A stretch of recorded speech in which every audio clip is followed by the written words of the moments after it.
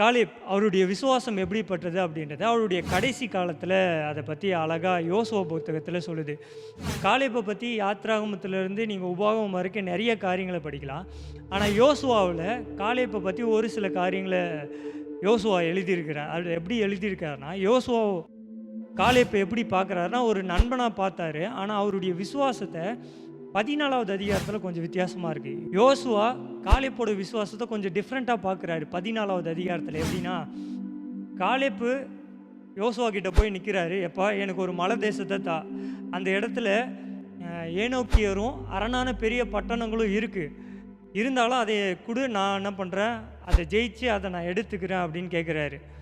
அது எப்படி அவர் கேட்குறாருன்னா, ஒரு பெரிய கான்வர்சேஷனே நடக்குது 14வது அதிகாரத்தில். யோசுவா கிட்ட போய் நின்று சொல்கிறாரு, நான் மோசே கூட இருக்கும்போதும் சரி, உன் கூட இருக்கும்போதும் சரி, எனக்கு 40 வயசாக இருக்கும்போது நான் நல்லா சண்டை போட்டேன், நல்ல பலத்தோடு இருக்கேன். அந்த 40 வயசில் இருக்கிற பலன் இப்போ எனக்கு 80 வயசு ஆகுது. அந்த பலன் என்கிட்ட அப்படியே இருக்குது. இந்த பலத்தோடு நான் போய் அதை என்ன பண்ணலாம், ஜெயித்து நான் எடுத்துக்க முடியும்.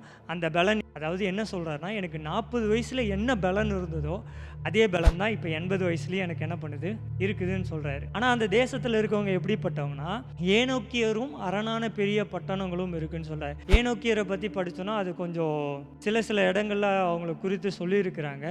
அவங்க கொஞ்சம் ராட்சசர்கள் போல், அவங்க பெரிய பலசாலிகள் ஏனோக்கியர். அந்த மலை தேசத்தை தான் காலேப் கேட்குறாரு, எனக்கு அதை தான், நான் அதை ஜெயிச்சு நான் என்ன பண்ணுறேன். அவர் எப்படி சொல்கிறாருன்னா, 40 வயசில் எனக்கு என்ன பலன் இருந்ததோ அந்த பலன் எனக்கு இருக்குதுப்பா, நான் அந்த தேசத்தில் காலை வைக்க போகிறேன், அந்த தேசத்தை கர்த்தர் எனக்கு சுதந்திரமாக தருவாங்க. யோசுவா 14வது அதிகாரம் 12வது வசனத்தில் இப்படி தான் அழகாக என்ன பண்ணுறாரு சொல்கிறார். உடனே யோசுவா ஆசீர்வதித்து சொல்கிறார், நீ போப்பா, சுதந்திரித்துக்கொள் அப்படின்னு சொல்லி 13வது வசனத்தில் அழகாக சொல்கிறார்.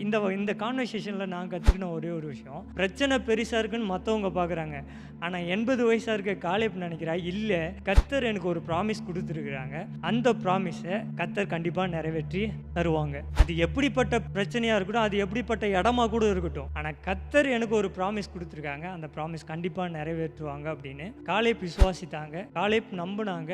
அதேபடி காலேப்புக்கு அந்த தேசத்தை ஆண்டவர் கொடுத்தாங்க.